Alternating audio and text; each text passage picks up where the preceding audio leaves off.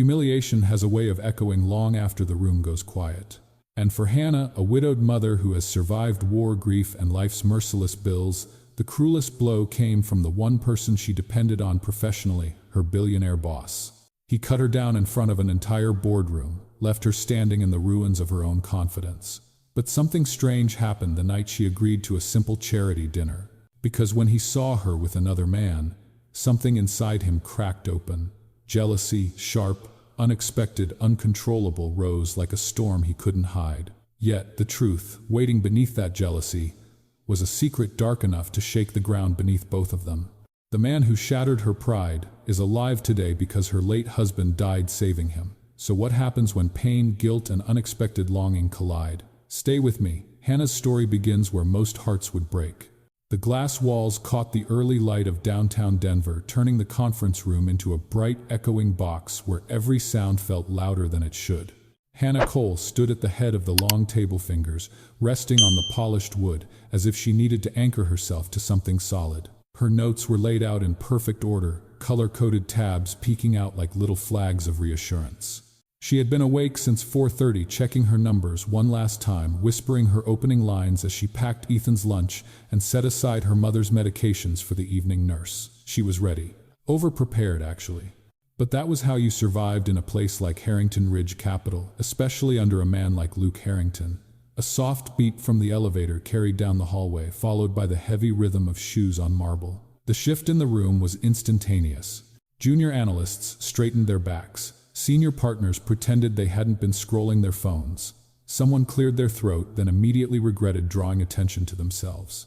Hannah inhaled once through her nose. She knew that sound. Everyone did.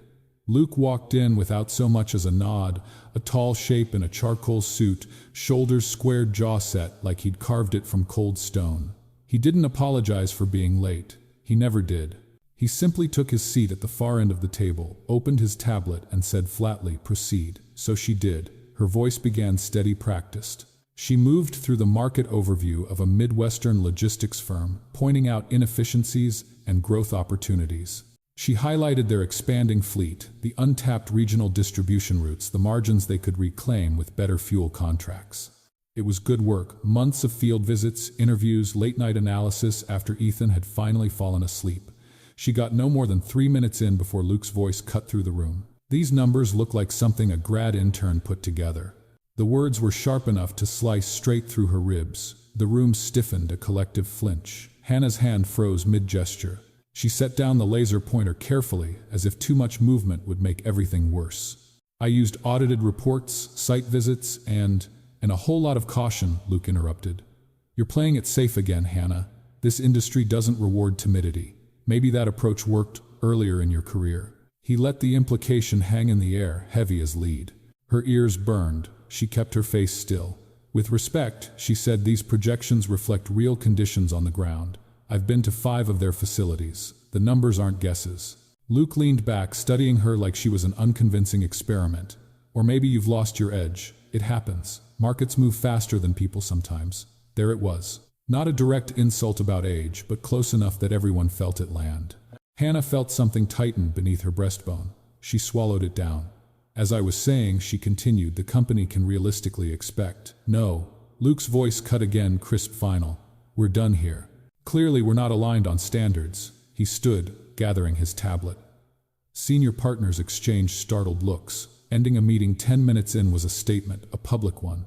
A judgment before the jury even understood the case. "Meeting adjourned," Luke said, already heading for the door. Chairs scraped quietly as people rose. Murmured apologies floated her way as if she were mourning someone. In a sense, she was. Dignity had a way of dying slow deaths under fluorescent lights. A junior analyst whispered to another as they slipped out, "I'd rather be fired than work under him, seriously." The door closed behind the last of them, and silence filled the glass room, humming with leftover tension. Hannah stayed still for a moment, feeling the weight of her heartbeat in her ears. Then she slowly gathered her papers, stacking them with careful precision. Her hands shook despite her efforts to steady them. She told herself she had endured worse deployment notifications next to a phone that refused to ring, hospice meetings, bills she had no idea how to pay. She had survived real pain, the kind that hollowed you out from the inside. A brutal CEO shouldn't be able to crack her. But humiliation was a strange, sharp thing. It found its way under armor that grief had left behind. She braced one hand on the conference table and let her breath out slowly, quietly, so no one outside would hear. "You don't get to break me," she whispered. The words felt brave in the air, but when she glanced at her reflection in the glass wall, her eyes red, her shoulders small against the morning skyline, she wasn't sure she believed them. Not yet. The sky had turned the color of burnt copper by the time Hannah pulled into the school parking lot. The day's heat was fading, leaving a thin chill in the air. October trying its best to announce itself early. She spotted Ethan sitting cross-legged on the curb, swinging his backpack like a pendulum lost in some imaginary world only 9-year-olds knew how to build. His face lit up when he saw her. That was the thing about children, they forgave the world faster than adults did. "Mom, Miss Carter says I did the best in spelling today." He hopped into the passenger seat, the smell of crayons and peanut butter trailing behind him. It softened something in her that had been stiff all afternoon. "That's great, sweetheart," she said, brushing a stray blonde curl off his forehead. But as she pulled back onto the road, the memory of Luke's voice cut through her chest again. "You've lost your edge." She pressed her lips together, refusing to let the bruise inside her grow any darker. 15 miles south, the assisted living facility stood quiet against the foothills, warm lights glowing behind large windows, the kind designed to look like a community rather than what it really was, a place where memories slowly slipped away. Ethan ran ahead to push the door open. The receptionist waved, familiar with their routine. Margaret sat near the window, staring out at a courtyard she rarely visited anymore. When she turned, her eyes brightened, but not in recognition. She reached out a trembling hand. "Claire, honey, you came home." Hannah's breath hitched. Claire had been her mother's name for Hannah's younger self, before college, before marriage, before life carved lines into her face. Before Alzheimer's had taken little pieces of Margaret day after day, she forced a smile. "Hi, Mom, it's me." No, Margaret said, gently patting her cheek. Claire always looked so tired. "You look better than she did." Then, as if a thin curtain lifted just for a moment, she paused, her eyes focused. "Hannah, yes," she whispered. Margaret's hand found hers. "You always were the strong one." The clarity vanished as quickly as it came. She drifted back into a soft humming, gazing at the courtyard like she was waiting for someone who never arrived anymore. On the drive home, the sun dipped behind the Rockies. Ethan talked about a science project. Hannah nodded when she could, the weight inside her chest growing heavier with each mile. Their rental house was small, just under 900 square feet, but it was warm and familiar. The kind of place where slippers waited by the door and the heating vents rattled like an old man clearing his throat each winter. Ethan dumped his backpack on the kitchen table, spreading out worksheets and pencils in a wide arc. "Can you help me with math?" "Of course." She filled a glass of water, sat beside him, and tried to switch her mind from corporate models to fourth-grade fractions. But the numbers blurred. Luke's face kept flashing in her mind. The dismissive stare, the pointed remark about age, the clipped tone that silenced an entire room. "You're spacing out," Ethan said, nudging her arm. "Long day." She smiled lightly. "Keep working. I'm right here." As he scribbled, she reached for the stack of mail. Most envelopes were familiar: medical copays, facility fees, utility bills, a dental invoice she'd been avoiding. She flipped them open, scribbling figures on the back of a grocery receipt. She added, subtracted, multiplied, trying to stretch dollars that refused to stretch far enough. Her late husband's photo stared at her from the fridge as she worked Michael in his Navy uniform, smiling like he had all the time in the world. Beside it, the folded flag from his burial sat in a shadow box on a floating shelf. She never moved it. Some things earned their place. By the time Ethan finished homework, her head throbbed. She tucked him into bed, kissed his forehead, and lingered a moment in the doorway as he drifted towards sleep. In her own room, the silence was too loud. She sat on the edge of the mattress and let herself replay the morning in painful detail. Luke's voice was cold, clinical, yet somehow personal. She could handle criticism. God knew she'd lived through worse than a bad meeting, but humiliation had a way of settling into her bones. "Maybe you've lost your edge." The line crawled under her skin. Her phone buzzed. "Rachel." "Hey," Rachel said, voice warm with concern. "Heard Harrington went nuclear on you again." Hannah let out a breath she'd been holding all day. "You could say that. I swear that man doesn't bleed. He just leaks caffeine and stress." Rachel sighed. "If anyone has a right to walk out, it's you. Walk out." The words hung there. Hannah looked toward the small hallway leading to Ethan's room. Then she pictured her mother's thin hand in hers earlier that evening. Bills on the table. The groceries she'd have to stretch for the rest of the week. She closed her eyes. "I don't get to walk out," she whispered. "What was that?" Rachel asked. But Hannah didn't repeat herself. Instead, she rose from the bed, went to Ethan's doorway, and watched him breathe slow, steady, safe. Too many lives stood on the ground she held up every day. Too many people depended on her not to break, not to collapse, not to choose pride over survival. When she finally returned to her room, she set her phone aside, turned off the lamp, and whispered into the dark, soft enough for no one to hear but her. "Tomorrow I go back." A beat of quiet. Then, "No matter what he throws at me." By the time Thursday rolled around, the office had settled into that late afternoon lull where keyboards softened and people moved just a little slower. The sun slanted through the tall windows, turning the floor into long golden stripes. Most employees welcomed the warmth. Hannah didn't notice it at all. She was too busy finishing the last edits on a report Luke wanted before end of day, a phrase he wielded like a hammer.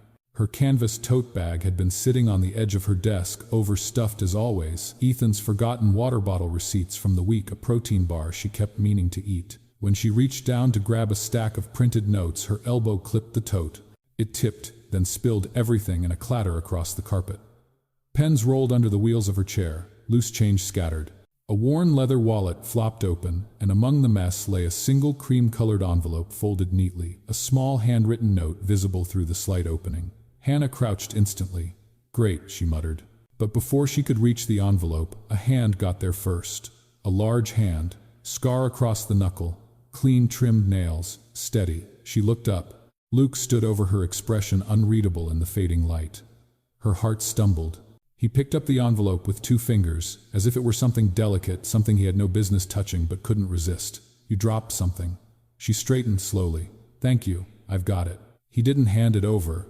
His eyes, sharp and assessing, flicked to the stamped emblem on the flap, the charity seal she recognized from the Firefighter Foundation downtown. He slipped a thumb under the fold and raised an eyebrow. "A formal invitation. It's personal," she said, holding out her hand. "Please give it back." He didn't. Instead, he turned the envelope over, reading the handwritten lines on the front. The muscle in his jaw tightened. Then softly but with an edge, "Thomas Walker." He said the name like he was tasting it, testing it, disliking it. Hannah's pulse kicked up. "You know him?" "No," Luke replied. "Why do you?" "He's a friend. A friend of my husband's, actually. And he's a firefighter." She kept her voice even. "It's personal. That's all." Luke opened the envelope. "Excuse me," she started. But the card was already in his hand. Cream cardstock, dark ink. Tom's neat handwriting. "Hannah, it would mean a lot if you'd come. Maybe we both need a night out more than we admit."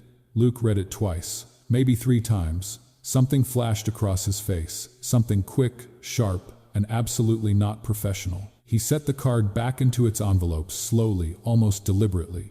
"So he said, who is he?" "I just told you. A friend." She extended her hand again. "Now may I please have it?" Luke ignored her hand entirely. "A friend who writes invitations that sound like something else." Her frustration finally scraped through. "What exactly are you implying?" "I'm asking if you're dating him."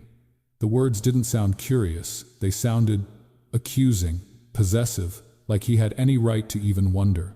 Hannah blinked at him. "Mr. Harrington, my evenings are not part of your job description." His eyes narrowed a fraction. "When one of my senior analysts shows up distracted because some firefighter wants to play hero, yes, it becomes my concern." The comment hit her like a slap. Michael, her late husband, had been a Navy rescue diver, the kind of man who ran toward danger, not away from it.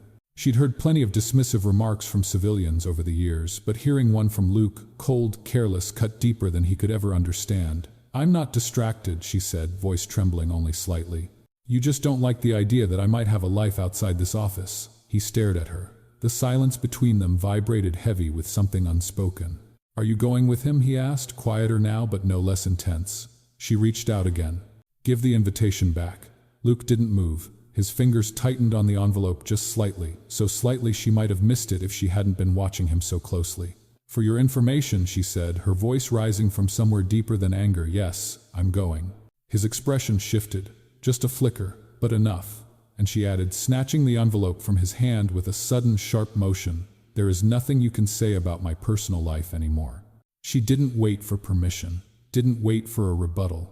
She stepped around him, brushing past the faint scent of his cologne, cedar, and something darker, and walked straight toward the elevators. Chin lifted, heart pounding wildly against her ribs. Her heels struck the carpet in steady, defiant beats. She didn't see him watch her go. Didn't see the way his shoulders tensed. Didn't see the look behind his eyes. Pure, unfiltered jealousy, tangled with something far more dangerous. Fear. Not of losing an analyst, but of losing something he never should have wanted in the first place. By Monday morning, something in the air felt different, like walking into a familiar room and noticing the furniture had been moved half an inch to the left. Nothing dramatic, nothing obvious, just off. The first sign came during the weekly operations meeting. Hannah braced herself as she presented updates, shoulders, tight breath, slow, waiting for the inevitable blow. But it didn't come. Luke didn't interrupt her, didn't bite off a single word, didn't sigh loudly or correct her with that pointed, cutting tone he'd perfected into an art form. He just listened. His eyes stayed on her, steady but unreadable, as though he were studying something fragile instead of something flawed. When she finished, he made a few notes, offered a concise adjustment, and moved on. The room buzzed with silent confusion. Rachel leaned over as soon as they stepped out. "Either he's had a personality transplant," she whispered, "or you broke him last week." Hannah forced a smile, though her pulse had quickened at the truth tucked inside the joke. The second sign arrived that afternoon. She was typing up a risk assessment when Patricia, Luke's assistant, appeared at her cubicle with a polite but apologetic look. "He'd like to see you." For a moment, Hannah felt her stomach drop, the old reflex kicking in. But when she stepped into his office, Luke wasn't pacing or frowning over spreadsheets. He was standing by the window, hands in his pockets, sleeves rolled just slightly, like he'd been waiting for her. "I want your input on something," he said, gesturing toward the chair opposite his desk. She blinked. That sentence had never been directed at her in 2 years. She sat slowly. He slid a file her way, a thick one bound with a blue clip. "Healthcare acquisition," he said, "Midwestern chain. Early stage negotiations." Hannah leafed through the pages. This was senior-level work, the kind given to partners or someone with an Ivy League degree and a family tree of legacy executives. "Why me?" she asked before she could stop herself. "You see things the others don't," Luke replied. "You cut through noise. You notice cracks." She stared at him, trying to read the angle. "You've had no problem calling me incompetent for 2 years. His jaw twitched. A small, almost imperceptible tell. For a brief second, just a second, his composure slipped. Something vulnerable flickered there. Then he looked away. "That was different," he said quietly. "Different how? Different why?" She didn't ask. The question felt too big for the space between them. Too sharp, too close. Instead, she opened the file and scanned the numbers. The deal was complex, messy margins, outdated systems, but a patient base that could rebound with the right investment. "This is a major acquisition," she said. "Due diligence for it. That's months of work. Rachel usually handles these. She's not you." Her breath caught, not because it was flattering, but because it sounded like something he wasn't supposed to admit. He walked around to his desk and leaned against the edge, arms crossing in that controlled, grounded posture she'd grown too accustomed to fearing. Only this time the energy wasn't cold, it was intense. "You're right to question the timing," he said. "But this isn't about making up for anything. I need your judgment on this one." Her instincts warred with each other. Part of her recoiled memories of last week's humiliation still fresh. Part of her leaned in, recognizing the sincerity he wasn't hiding very well. "I'll look at it," she said, keeping her tone professional. "Good." She stood to leave, and Hannah, Luke's voice stopped her at the door. She turned slightly, not fully. He exhaled once through his nose, like he was forcing something out before he lost his nerve. "It scares me," he said low, almost gravelly, "how much you matter to this place." The words hung in the air, warm and dangerous. For a moment she couldn't breathe. Then he blinked, straightened, and cleared his throat, professional armor snapping back into place. "What I mean is," he added quickly, his tone colder, "your work is critical for the upcoming quarter." But the correction didn't erase what she'd heard, not even close. She left his office with the file pressed against her chest, trying to ignore the warmth creeping up her neck. Out in the hallway, Rachel was waiting, pretending to scroll her phone, but absolutely not pretending to be nosy. "Well?" Rachel asked. Hannah couldn't form a coherent answer. She walked past her with a simple, "It was different." She didn't see Rachel's eyebrows jump, didn't hear her whisper, "Oh boy." Back at her desk, Hannah opened the blue file, but her mind barely registered the numbers. Her thoughts kept circling back to the way he'd said, "You matter not to the company, not to the quarter, but to this place." The way his voice had dipped, unguarded and real. Her anger hadn't disappeared, but it had changed shape. Now it tangled with confusion and curiosity, and something she refused to name. She flipped another page in the file, though her eyes weren't following the text anymore. She couldn't shake the feeling that whatever had shifted last week when he found her invitation hadn't stopped shifting yet. And for the first time, she wasn't sure if she should feel wary or wonder what would happen next.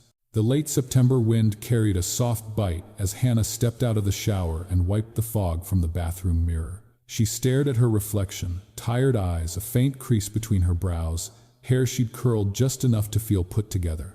The dark green dress lay across her bed, simple and elegant, the kind of dress that said she'd tried, but not too much. She slipped into it, slowly smoothing the fabric over her hips.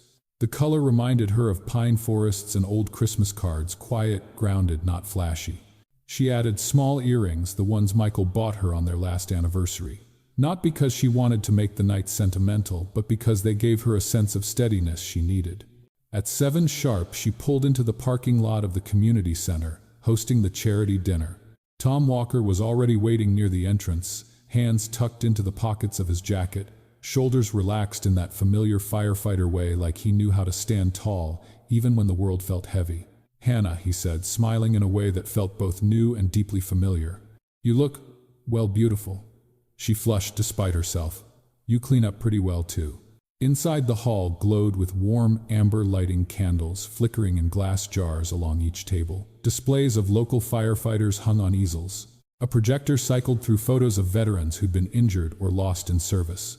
Every few slides, a face she recognized appeared, someone who had served with Michael. Tom guided her to their table near the center. He pulled out her chair with an unassuming courtesy that made her chest ache a little. Once seated, he leaned closer. "Thank you for coming. I know evenings like these can be a lot." "It's okay," she said softly. "It feels strange, but in a good way. Like revisiting a room I haven't walked into in years." He nodded with that gentle, understanding expression she remembered from the hospital corridors long ago. The one he wore when he sat with her the night the Navy chaplain brought the folded flag. The dinner began with soft music and conversations that hummed quietly.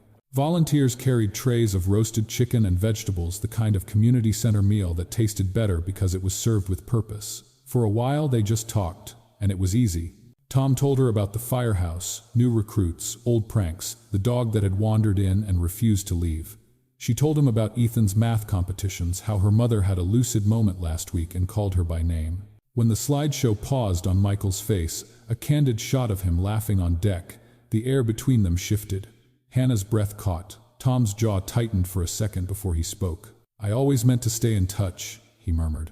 "But after he died, I didn't know how to show up without making things harder." "You wouldn't have," she said, "but I get it. Grief makes cowards of all of us sometimes." He exhaled, eyes soft. "Still, I'm sorry." He was like a brother. She reached for her water glass to steady her hands. "He'd be glad you're here tonight." They shared a quiet smile, bittersweet but warm. Two people who had lost the same person trying to make peace with the empty space he left behind. Dessert came, apple crisp with melting vanilla ice cream. Hannah laughed for the first time that evening when Tom made a face at the overly sweet cider they served. And then near the end, as the band played a slow instrumental piece, Tom rested his elbows on the table. "Hannah," he said gently, "I know you're not looking for anything, and I'm not asking for something you can't give." He hesitated, then added, "But if someday you're ready to try again, I hope I'll still be around." Her throat tightened. The kindness of it was almost too much.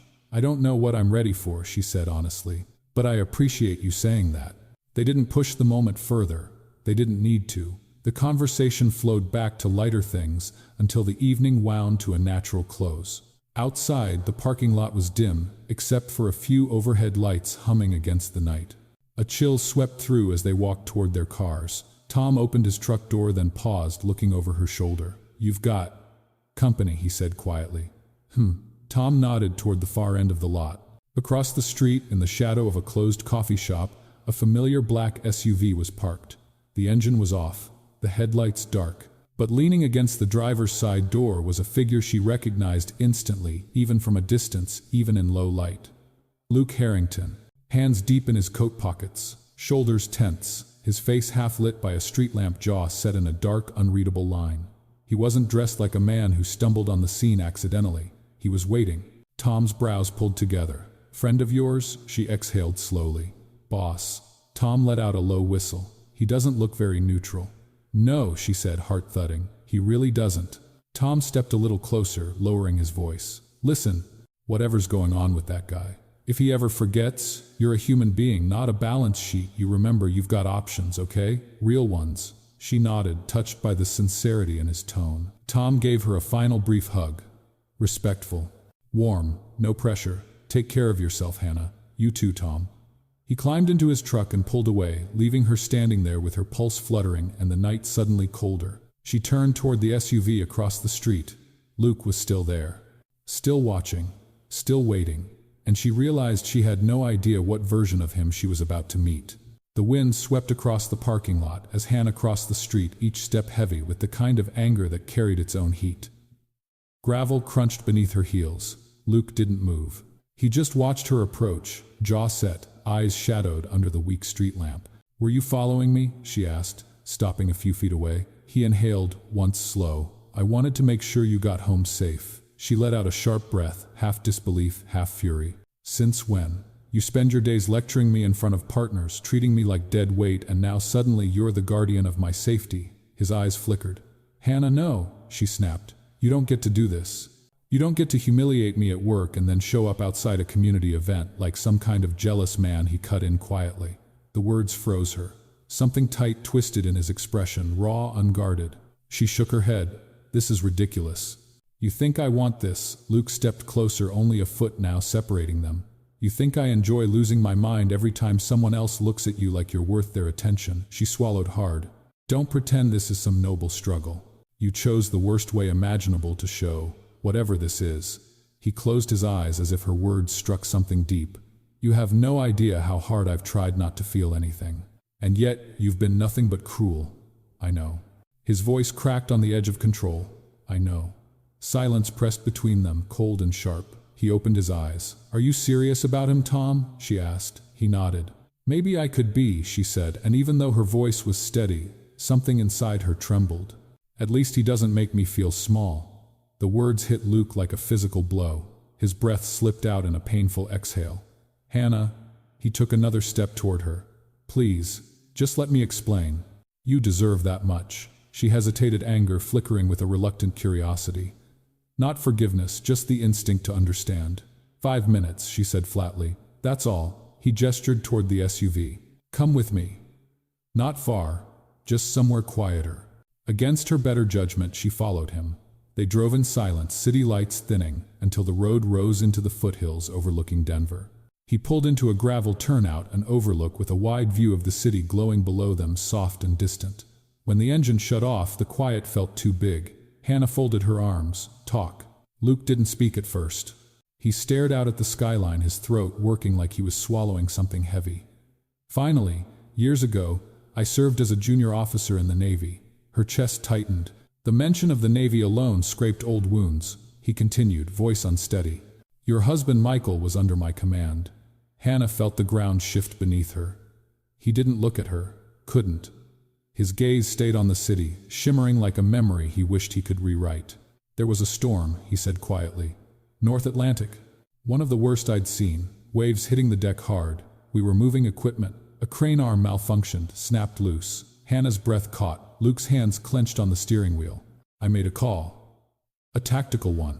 It saved the crew on the port side, but it left the starboard underprotected." He finally turned to her, eyes hollow. Michael was there. The air vanished from her lungs. She gripped the door handle, not to escape but to stay upright. "He saw the crane arm swinging toward me," Luke whispered. "I didn't even understand what was happening until he shoved me out of the way." His voice broke. "He saved my life, and the crane crushed him instead." The overlook fell silent. Only the wind moved. For a long moment, Hannah couldn't speak, couldn't breathe, could only hear the faint echo of the chaplain's voice from years ago explaining an accident during hazardous weather conditions. "Not this, never this." Luke leaned forward, elbows on his knees, face in his hands. "I live every day knowing I'm standing in a life he should have had. I built everything I have on the hours he didn't get to live." She stared at him, tears stinging her eyes. "And the day you applied here," he said, sitting up, "I recognized your name. I told myself I'd stay away. But then you walked into my office and I lost my grip on everything I'd promised myself. Hannah could barely get the words out. So you humiliated me because you felt guilty? No. He met her eyes pained and desperate. Because I was afraid. Afraid that if I treated you like a human being, you'd see what I'd done. Afraid that if you saw me, not the CEO, not the controlled version, I'd have to face the truth with you looking at me. She felt physically ill. Luke's voice dropped to barely more than a whisper. I should have quit. Should have let you build your life without ever crossing paths with me. Instead, I let guilt twist into cruelty. And I hurt you in the one place you needed strength, not shame. Her vision blurred. My husband died so you could live, she said, her voice shaking violently. And this is what you did with that life. Luke flinched as if she'd struck him. He didn't move, didn't defend himself. He just sat there, breathing hard, eyes burning with remorse she didn't know how to process. Hannah reached for the door handle and stepped out into the cold night. He stood, taking a step after her. Hannah, don't, she whispered. She backed away, her tears catching the faint glow of the streetlight. Then she turned and walked toward the edge of the overlook, needing distance, needing air, needing anything that wasn't him. Behind her, Luke stayed frozen by the car, his shadow stretched long across the gravel. The truth had unraveled between them, painful, raw, and unforgiving. And nothing about her world felt steady anymore. The next morning the office felt quieter, not peaceful, not calm, just quiet in a way that made the air feel thin. Luke didn't come by her desk. He didn't summon her to his office, didn't hover or find some small metric to criticize until her pulse spiked. In fact, he didn't look at her at all. It shouldn't have mattered, it shouldn't have hurt. But it did, like a bruise she kept bumping without meaning to. 3 days passed like that. Silent spaces, careful hallways, meetings where he spoke precisely professionally, never once letting his gaze drift toward her end of the table. Everyone noticed. On Wednesday, someone whispered during the morning briefing, "Did he get therapy over the weekend or something?" Another muttered, "Feels like the volcano is dormant. I don't trust it."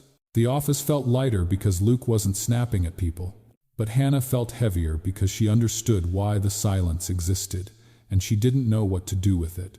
At night, the weight followed her home. She lay awake after putting Ethan to bed, listening to the soft whir of the heater. Every time she tried to push Luke out of her mind, something else rose. The look on his face when he spoke about Michael, the break in his voice when he said, "Your husband saved my life," the grief inside his apology. But right behind that flicker of compassion was anger. He could have been honest. He could have treated her like a human being instead of a symbol of his guilt. He could have been better. And maybe the cruelest thought of all, he cared, and she felt it. More than she wanted to. By Friday, she was exhausted from thinking. After work, she drove to the assisted living facility to drop off fresh clothes for her mother. The early sunset cast long purple shadows across the hallway as she walked toward Margaret's room. A nurse Hannah didn't recognize, a middle-aged woman with kind eyes, stepped out of the supply closet and smiled politely. "You're Hannah, right, Margaret's daughter?" "Yes," Hannah said softly. "She had a good day," the nurse said. "Recognized the music we played during breakfast. Even hummed along." "That's wonderful," Hannah whispered. As the nurse turned to leave, she paused. "You were lucky, you know. Most families have trouble with the initial deposit. But that veteran foundation covered yours immediately. Not many do full grants like that." She shook her head, impressed. "Your mom's one of the rare cases." Hannah's brow furrowed. "What foundation?" "Oh." The nurse tilted her head. "It's in the old paperwork. Redwood Ridge Foundation." Then she added casually, "Generous group. They don't always list the individual donors, but they're tied to some large investment firm. I forget which one." Hannah felt her heartbeat slow, then quicken, then slow again. She managed to smile. "Thank you." Inside her mother's room, she helped settle Margaret into bed, smoothed the blanket over her legs, kissed her forehead. But the words Redwood Ridge Foundation looped in her mind, steady as a drumbeat. When she got home, she put Ethan in his pajamas, made sure homework was finished, and dimmed the living room lights. Only then did she pull out the cardboard box of old paperwork from her closet, the one she rarely touched because it carried too much history. She sifted through manila folders until she found the admissions file for her mother, medical evaluations, consent forms, payment plans, and there it was. A single white sheet with the header Redwood Ridge Foundation, Patient Support Grant. She stared at the signature line. Not a name, just a title, Director of Outreach, Harrington Ridge Capital. Her breath caught. Harrington Ridge Capital. Luke's company, his foundation, his money. She sat back against the edge of her bed, the truth hitting her like cold water. Luke had been paying for her mother's care long before she joined the company. Not out of pity, not out of obligation, but because of Michael. She closed her eyes, overwhelmed. The anger didn't vanish, it couldn't, but something else pushed in beside it, a shifting, complicated ache. A sense that the man she thought she understood was built from more broken pieces than she realized. And more kindness, the kind done in secret, without applause. A kindness twisted by guilt until it resembled cruelty. The next morning she arrived at the office earlier than usual. She needed quiet, a moment to breathe. Instead, she found Rachel leaning against her cubicle wall like she'd been waiting. "You look like someone who just found out the villain of the story has a missing chapter you never read," Rachel said, sipping her coffee. Hannah didn't respond. Rachel studied her. "Oh, wow, that was accurate, wasn't it?" Instead of answering, Hannah logged onto her computer. The unread emails were piled higher than she expected. One subject line stood out: "Upcoming Veterans Memorial Ceremony, Special Announcement." Her stomach tightened. She clicked. The email detailed an event in 2 weeks, a ceremony honoring fallen service members. A new educational scholarship was being established, one that would support the children of Navy rescue divers. The scholarship's name, the Michael Cole Memorial Grant. Her breath trembled. At the bottom of the email, sponsor Redwood Ridge Foundation. She stared at the screen until the words blurred. Luke hadn't just paid the deposit. He hadn't just carried guilt. He'd been honoring Michael quietly, privately for years. She pressed a hand to her mouth, unsure whether the feeling swelling in her chest was grief, gratitude, or something far more dangerous. Outside her office window, the city moved in its usual rhythm, unaware that her world had shifted again. And somewhere down the hall, behind a closed door, sat the man responsible, a man she didn't know how to face. Not as her boss, not as her tormentor, not as the man her husband saved, but as the flawed, fractured person he was. And she wasn't sure yet what that truth meant for either of them. The Veterans Memorial Hall was lit with soft white bulbs strung along the rafters, casting a warm glow over the rows of folding chairs. Photos lined the walls, faces young and old captured in uniforms, each one holding a story of service and sacrifice. Hannah paused near the entrance, letting her eyes sweep the familiar images. Men and women Michael had trained with, laughed with, fought beside. Ethan clung gently to her hand.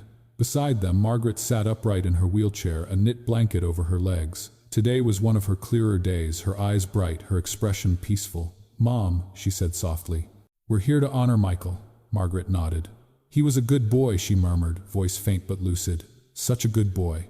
Tom approached from the far side of the room, dressed in a dark gray suit that softened his broad frame. "Hannah," he gave her a warm smile. "Glad you made it." "Wouldn't miss it," she said. He knelt next to Margaret. "Mrs. Cole, you look lovely today." She smiled at him, as if he were someone she recognized from a long time ago. "Tommy," she whispered. "You grew up." Tom swallowed. "Yes, ma'am." Finally. The room filled quickly, veterans, families, volunteers, local officials. The murmur of voices faded as the MC stepped onto the stage. "Today," he began, "we honor those who served our country, including one sailor whose sacrifice saved lives in the North Atlantic more than 20 years ago. Petty Officer Michael Cole." Hannah's breath trembled. She squeezed Ethan's hand. "And today," the MC continued, "a private donor has chosen to honor his legacy in a way that will change the lives of future service families. Please welcome the representative of that donor." Hannah braced herself for some foundation spokesperson, someone polished and detached. Instead, Luke Harrington stepped out from behind the curtain. Her heart stopped. He wasn't wearing his usual armor, no crisp suit jacket, no CEO posture. Just a dark blazer, sleeves slightly rumpled as if he hadn't slept. When he walked to the podium, a wave of whispers rippled across the room. Tom straightened beside her. Ethan looked up. "Mom, that's Mr. Harrington." Hannah couldn't answer. Luke adjusted the microphone. His hands shook. He cleared his throat. "I'm not good at this." A few veterans nodded knowingly. Public speaking wasn't the hard part. Heart speaking was. "My name is Luke Harrington," he began. "And more than 2 decades ago, I served as a junior officer in the United States Navy." He paused, eyes distant. "There was a night," he continued slowly, "when a storm tore across the North Atlantic. Visibility was low. Equipment was failing. A crane arm malfunctioned, and I was in its path. The room held its breath. A sailor under my command, Petty Officer Michael Cole, saw what I didn't. He pushed me clear." Luke swallowed hard. "He saved my life." Hannah felt her throat tighten as tears gathered along her lashes. Luke gripped the podium as if grounding himself. I lived. Michael didn't. Silence, heavy and complete. For 20 years, Luke said, voice cracking. I carried that night like a chain I couldn't cut. I filled my life with work. I chased accomplishments instead of peace. I built companies instead of building myself back into a whole human being. His gaze drifted across the crowd until it stopped on her. Hannah. It wasn't formal. It wasn't distant. Just her name spoken with a rawness that made her chest ache. I should have come to you long ago, he said, voice trembling. I should have told you what your husband did for me. But I was a coward. I hid behind grief and guilt, and I let silence turn into something even uglier. Tears spilled down Hannah's cheeks before she could stop them. Luke continued, words unsteady but honest. When life brought you into my office 2 years ago, I panicked. I was afraid that if I treated you with kindness, you'd see right through me. And instead of facing my own pain, I used cruelty to keep you at a distance. Murmurs moved through the crowd, but no one interrupted. I was wrong, he said simply. And I'm sorry. Not in a quiet hallway, not behind a closed door, but here where your husband is honored, where your family deserves the truth. Hannah pressed a hand to her mouth. Luke took a steadying breath. Today, I'm announcing the Michael Cole Memorial Grant, a scholarship fund for the children of Navy rescue divers. It will be permanently supported by a percentage of Harrington Ridge Capital's profits. This includes medical support programs for widows and families affected by service-related loss. The audience stirred. Several veterans wiped at their eyes. And this is the part, he added softly, I can't hide from anymore. He looked directly at Hannah again. Michael saved my life that night. A pause. But his wife and his son saved the man I became afterward. Ethan's small hand clutched hers tightly. Luke's voice dropped to a whisper. Whether Hannah ever forgives me or not, I need the world to know the debt I owe her family. I need her to know. Then he stepped back from the podium, eyes shining with unshed tears. No applause, no movement.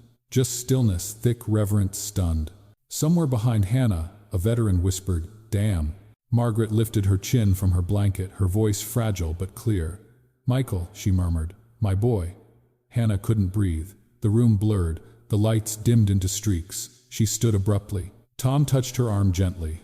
Hannah, I need air, she whispered. Without another word, she turned and slipped down the aisle, past the photos, the candles, the crowded chairs, past Luke, who stepped aside but didn't reach for her. Outside, the cold autumn air hit her like ice against her skin. She let the door close behind her. Only then did she finally exhale. The truth had been spoken publicly, vulnerably, irrevocably. But forgiveness, she wasn't ready for that. Not yet. And Luke inside the crowded hall finally understood it. The bench outside the memorial hall was cold beneath Hannah as she sat down, pulling her coat tighter around herself. The evening air held the sharpness of early October, crisp, biting, real. Behind her, the muffled sound of applause faded as the ceremony moved on. She closed her eyes, letting the dark wrap around her, steadying her breath. Footsteps approached softly. You okay? Tom's voice was low, gentle. Hannah opened her eyes but didn't look up right away. I don't know. He sat beside her, leaving just enough space to respect the invisible perimeter she carried around her tonight. That was something. She let out a shaky laugh that wasn't quite laughter. I didn't expect him to do any of that. Me neither, Tom admitted, but I could see what it cost him. Silence settled between them, not heavy, just thoughtful. After a while he spoke again. You know, I once hoped you'd choose me. The confession wasn't self-pitying, just honest. I thought maybe we could help each other heal. Hannah finally looked at him. Tom, he shook his head. It's okay.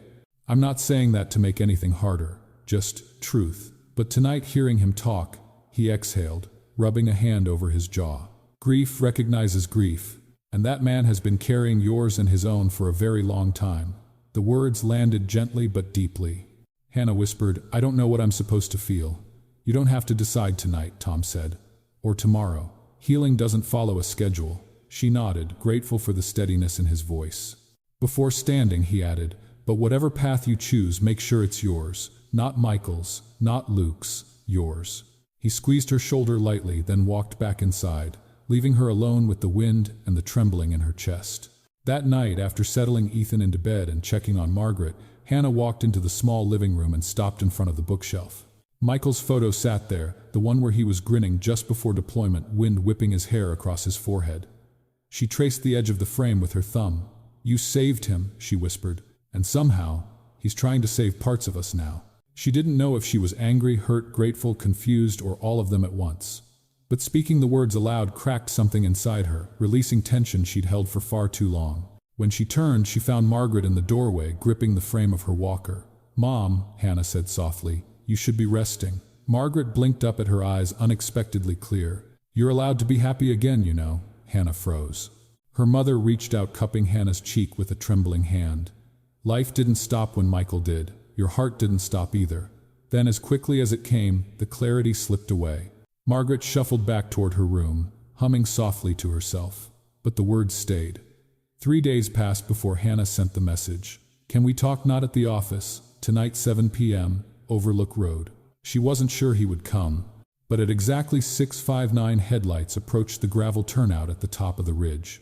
Her breath hitched when he stepped out, no suit, just a dark sweater and jeans, looking less like her CEO and more like the man who had stood trembling behind a podium days earlier. He stopped a few feet away. "Hannah, thank you for coming."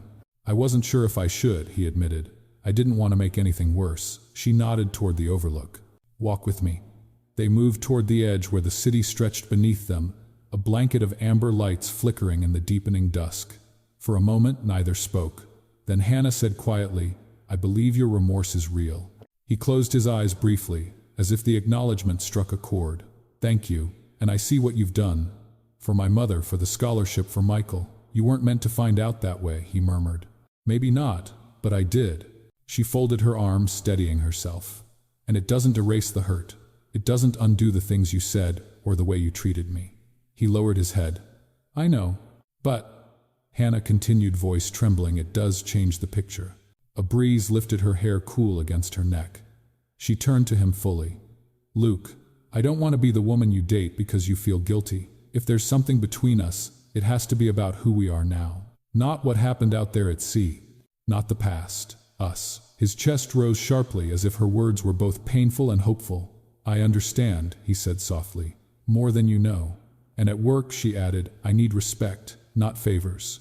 Not distance, not guilt, respect." "You'll have it," he said without hesitation. "No more power plays. No more cruelty disguised as control. No more walls." She studied him carefully. "Can you keep that promise?" "I can," he said. "Because I don't want to be the man who saved a company and destroyed the one person who made me want to be better." Her breath caught. For a long moment, nothing moved but the wind. Finally, she whispered, "I have feelings for you." He looked up sharply, hope flickering across his face. "But I'm afraid," she added. He stepped closer, slowly, cautiously, until he was near enough for her to feel his warmth, but not so close as to push her. "I'll wait," he said, "as long as it takes." They didn't touch. They didn't kiss. No dramatic embrace. Instead, they sat down side by side on the cool stone ledge, legs dangling over the drop, watching Denver sparkle in the dark. For the first time there was silence between them, but it wasn't hostile. It wasn't broken. It was simply quiet. Two people sitting with their scars, letting the night hold them while they figured out how to move forward, together, but carefully. 9 months later, the world looked different. Subtly, steadily, the way seasons shift without anyone noticing, until one day the leaves have changed color. At Harrington Ridge Capital, Hannah stood at the head of the investment committee table, reviewing projections with the calm authority of someone who had earned her place. Not through favoritism, not through whispers, through grit, clarity, and a record of decisions that had saved the firm millions. People listened when she spoke now. Not because she raised her voice, she never did, but because she made sense. Luke sat 3 chairs down, letting her lead, only adding thoughts when needed. His presence in meetings had changed too. No more sharp edges, no more impatience slicing into conversations. He listened. He asked, instead of assumed. He questioned numbers without belittling the people behind them. At one point, after Hannah finished outlining a revised recommendation, he said simply, "Good call." That's why we follow her lead. Several colleagues nodded. No one questioned it. The transformation wasn't dramatic. It was the slow, steady kind, the kind that sticks because it's real. Outside, the office life had taken on a gentler rhythm. Dinner sometimes happened at a tiny Italian place, 2 blocks from her house, the kind with red checkered tablecloths, and a waitress who always gave Ethan extra breadsticks. Other nights, Luke came by with takeout from the diner he'd discovered near the assisted living facility, then helped Ethan with math homework while Hannah checked Margaret's medications. Margaret had her good days and bad days. On the good ones, she'd smile at Luke with a familiarity that surprised them both. "You're the tall one," she'd say. He'd chuckle. Guilty. Sometimes she'd reach for his hand without knowing why, and he always let her. The three of them, Hannah, Ethan, and Luke, were not a picture-perfect family, but there was warmth, there was laughter, there was a sense of living again, not just surviving. It was slow, it was careful, it was right. One afternoon at the company town hall, Luke stepped up to the microphone and said something that made the entire room go quiet. "If Harrington Ridge is a better firm now," he said, glancing briefly at Hannah, "it's because some of us learned the hard way that numbers aren't the only thing that matter. People do." He didn't mention her name directly. He didn't need to. The respect in the room was palpable. On a warm Saturday morning in late spring, they drove out to the cemetery where Michael rested. The sky was a brilliant blue, the kind that made shadows sharp and the grass vivid. Birds perched on the branches above, as if waiting for something sacred. Hannah guided Margaret's wheelchair along the stone path, while Luke walked beside Ethan, who held a small model ship he'd built from a kit, glued slightly crooked, painted with all the concentration a 10-year-old could muster. When they reached the grave, Ethan knelt first. He set the tiny ship gently atop the stone. "For you, Dad," he whispered. Hannah's breath shook as she placed her hand on Ethan's back. Luke stepped back out of respect, hands clasped in front of him. His posture wasn't stiff, just humble quiet. A man standing in the presence of someone whose life shaped his own. After a moment, Hannah turned toward him. She didn't say anything. She simply reached out, fingers brushing his hand. He hesitated only for a fraction of a second, then intertwined his fingers with hers. She faced the gravestone again, her voice soft, almost a prayer. "Michael, you saved this man's life." A pause, breath trembling. "And somewhere along the way, he started helping us live ours." Tears welled, not of pain this time, but gratitude. "I hope you don't mind that I'm not standing here alone anymore." Luke stepped closer, head bowed slightly. He whispered, barely audible, "Thank you, sir." 2 simple words, carrying 20 years of weight. Margaret reached out from her wheelchair, brushing her fingers against the stone. "My boy," she murmured, "always helping." Hannah stood between the 2 men who defined her life in different ways, one in memory, one in flesh, the past and the present, the love she lost and the love she was learning to let in. She leaned her head lightly against Luke's shoulder. He didn't move, didn't speak, just stayed steady, warm there. Together they watched the breeze ripple through the grass, carrying sunlight across the ground like a blessing. And in that quiet, sacred moment, the narrator's truth settled gently. Sometimes love arrives late. Sometimes it arrives messy. Sometimes it arrives after storms you never asked for. But when it comes with honesty, tenderness, and the courage to begin again, it is still worth saying yes to. Sometimes healing begins where we least expect it, and from people we never imagined would hold a piece of our story. Hannah's journey reminds us that life rarely moves in straight lines. Grief changes us, responsibility hardens us, and the wounds we carry quietly can shape the way we treat others in ways we don't always understand. But there is something profoundly human about 2 people meeting in their brokenness and choosing honesty instead of hiding. Luke thought success could bury his guilt. Hannah thought strength meant standing alone. In the end, they learned that healing isn't about forgetting the past or replacing the people we've lost. It's about allowing kindness to soften the places life once left sharp. Sometimes the person who hurt us is also the one carrying a hurt of their own. And sometimes forgiveness isn't a single moment, it's a slow unfolding, an opening of the heart one breath at a time. If Hannah's story teaches anything, it's this. Love doesn't erase the storms we've lived through, but it can give us the courage to walk forward hand in hand into gentler weather. Thank you for being here with us.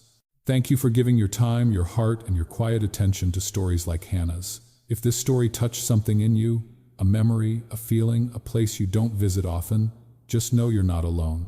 We tell these stories because somewhere out there someone needs a reminder that compassion still matters, that healing is possible, and that every life, no matter how heavy the burdens, holds moments of unexpected grace.